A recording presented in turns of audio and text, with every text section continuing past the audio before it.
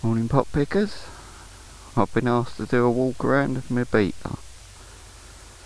So here is a really quick walk around because I'm supposed to be going out doing some byways. Beta XTRAINER 300 MY18, which is 2018 b.o.a.t standard. Let's have the softer rear spring put on because I don't weigh naff all. It's had an engine rebuild at 230 hours. It's now done about 260. I've owned it 3.5 years. Came all the way from Wales. It's probably missing the sheep, but I try and find as many as I can for it. It had 82 hours when I bought it, so it's now on 260. It is going to get an upgrade soon. Got an FMF gnarly pipe to go on, can do the airbox mod. It might just make it run just that little bit better.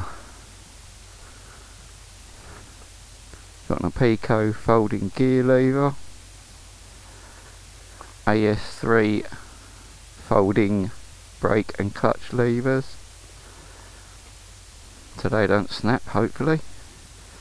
AS3 master cylinder and clutch cylinder caps.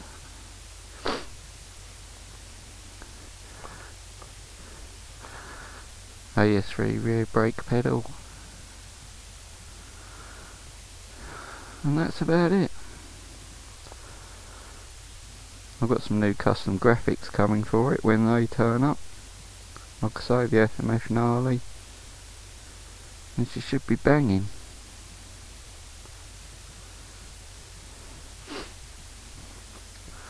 So I only bought this because mate's got one, and it's the lowest seat height of any of the enduro bikes, and I'm not a professional, so it does me down to the ground.